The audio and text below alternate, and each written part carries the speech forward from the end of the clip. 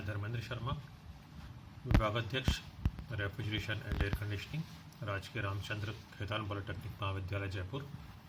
आज subject code MR 308 जो कि रेफ्रिजरेशन डिज़ाइन एंड ड्राइंग है, तो उसके chapter number 3 water piping design के ऊपर आधारित कुछ मल्टी चॉइस क्वेश्चंस के बारे में बात करूँगा। सबसे पहला सवाल इसके अंदर है, पाइप की लंबाई बढ़ाने का घर्षण दर पर क्या प्रभाव होता है।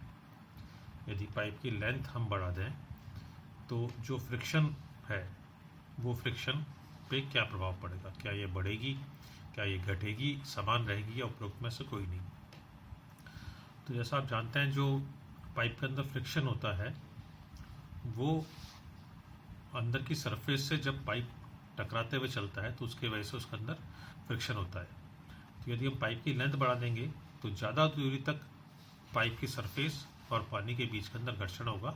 इस वजह से जो फ्रिक्शन है वो फ्रिक्शन बढ़ेगा। तो जैसे जैसे पाइप की लेंथ आप बढ़ाते जाएंगे वैसे वैसे फ्रिक्शन रेट इसकी बढ़ती जाएगी। तो इसका सही उत्तर है ऑप्शन ए, बढ़ती है, इंक्रीजेस। ये आप एक्सपीरियंस भी करके देख सकते हैं कि यदि आपने एक पंप से पाइप को कनेक्ट कर रखा है तो जैसे जैसे आप पाइप की लंबाई बढ़ाते जाएंगे आप देखेंगे कि उसका जो डिस्चार्ज है वो डिस्चार्ज कम होता जाता है, क्योंकि फ्रिक्शन रेट बढ़ेगी।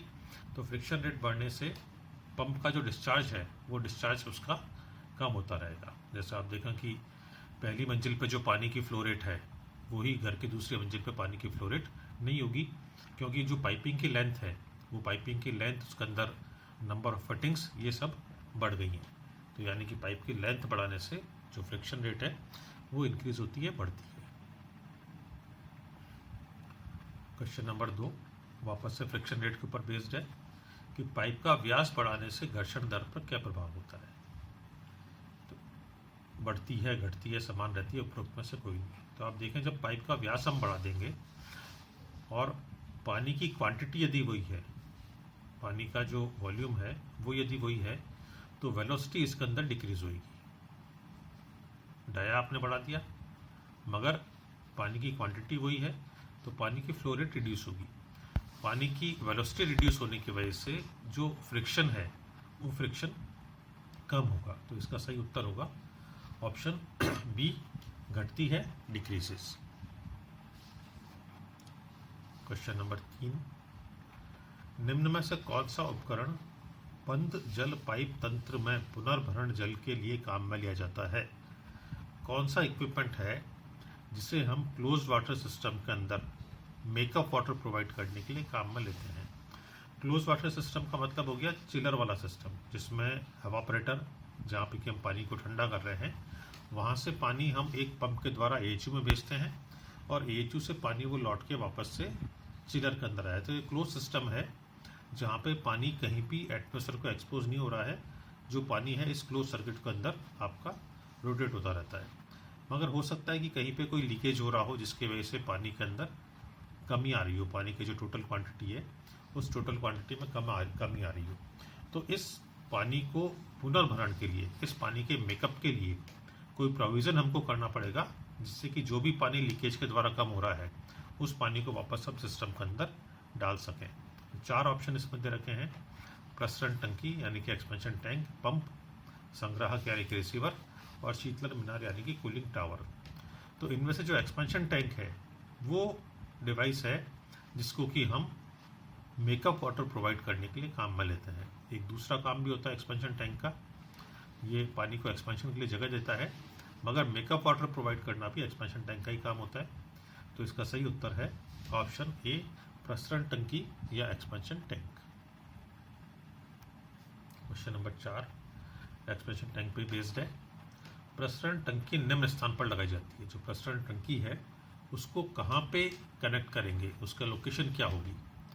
पंप के चूषण यानी कि सक्शन पर, पंप के विसर्जन यानी कि डिस्चार्ज पर, कूलिंग टावर शीतल मीनार के प्रवेश पर, या उपरोक्त में से कोई नहीं। एक्सपेंशन टैंक जो है उसको हमेशा पंप के सक्शन साइड के अंदर लगाया जाता है, तो जिससे जो भी मेकअप वाटर है वो पंप के सक्शन से होता हुआ आगे आपके पूरे सिस्टम के अंदर सर्कुलेट हो जाए। तो इसका जो सही उत्तर है वो है पंप के चूषण यानी कि पंप के सक्शन पर, suction side of pump, option A. Question number 5, प्रसरण टंकी की क्षमता, एक्सपेंशन टैंक की कैपेसिटी की कैलकुलेशन निम्न के आधार पर की जाती है। जो हम कैपेसिटी निकालेंगे कि कितने लीटर की एक्सपेंशन टैंक हमारे को लगाना चाहिए, वो किन फैक्टर्स के ऊपर, किस इंफॉर्मेशन के ऊपर बेस्ड होगा। पहला है पाइप में जल का आयतन, दूसरा हीट एक्सचेंजर्स के अंदर जल का आयतन, तीसरा जल तापमान में वृद्धि, जल तापमान उत्थान, वाटर टेम्परेचर राइज, या उपरोक्त सभी। तो इसका सही उत्तर है उपरोक्त सभी।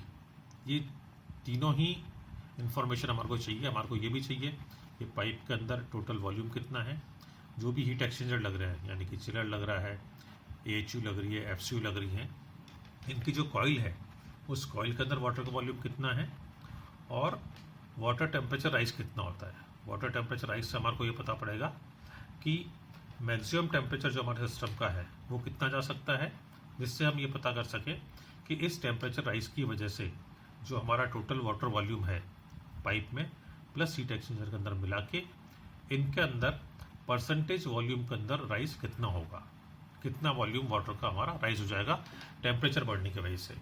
तो इन तीनों के बेसिस के ऊपर हम एक्सपेंशन टैंक की कैपेसिटी को निकाल सकते हैं। तो इसका सही उत्तर है option D.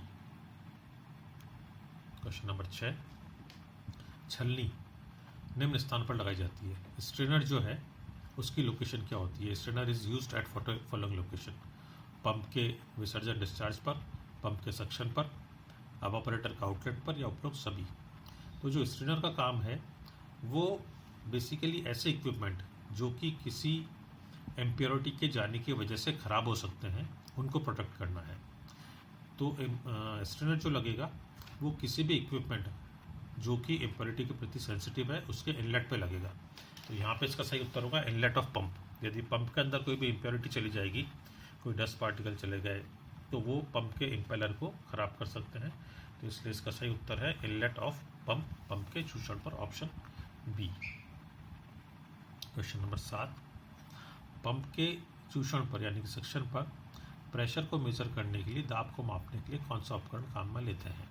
Manometer, anemometer, boot and tube gauge, या उपरोक्त में से कोई नहीं। तो इनमें से आप देखें, मैनोमीटर और बूट एंड ट्यूब गेज ये दोनों ही प्रेशर मेजरमेंट इक्विपमेंट हैं। एनीमोमीटर एयर की वेलोसिटी मेजर करने के लिए काम में आता है। तो ये ऑप्शन तो होगा नहीं। अब दो ऑप्शन हमारे पास में बचे, मैनोमीटर या बूट एंड ट्यूब गेज। तो पंप के सक्शन के ऊपर जो प्रेशर होता है उस प्रेशर को हम बूट एंड ट्यूब गेज से नाप सकते हैं। मैनोमीटर इसके अंदर काम नहीं लगते क्योंकि प्रेशर रेंज जो है वो प्रेशर रेंज इसके अंदर ज़्यादा होती है, जिसके लिए हमारे को बूट एंड ट्यूब गेज इसके अंदर काम में लेना होता है। तो इसका सही उत्तर है ऑप्शन सी। क्वेश्चन नंबर 8, तापमापी निम्न स्थान पर लगाया जाता है। जो वाटर सर्किट है उसके अंदर थर्मामीटर कौन सी लोकेशन के ऊपर लगाया जाना चाहिए। वाष्पित्र के प्रवेश पर, वाष्पित्र के निकास पर, द्रवनित के प्रवेश पर, या उपरोक्त सभी। एवापोरेटर के इनलेट और आउटलेट पे, या कंडेंसर के इनलेट पे, या उपरोक्त सभी। तो वाटर सिस्टम के अंदर हम थर्मामीटर ऐसी लोकेशंस के ऊपर लगाते हैं जहाँ की हमारे को टेम्परेचर लेना आवश्यक हो। तो इनमें जो तीनों ऑप्शन दे रखे हैं उन तीनों ही पे थर्मामीटर लगाया जाना चाहिए। एवापोरेटर के इनलेट पे हमारे को मालूम होना चाहिए वाटर का टेम्परेचर क्या है। इस तरह से एवापोरेटर का आउटलेट पे मालूम होना चाहिए वाटर का टेम्परेचर क्या है। कंडेंसर के इनलेट पे भी मालूम होना चाहिए और कंडेंसर के आउटलेट पे भी मालूम होना चाहिए।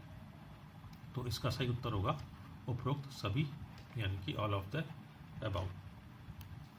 धन्यवाद।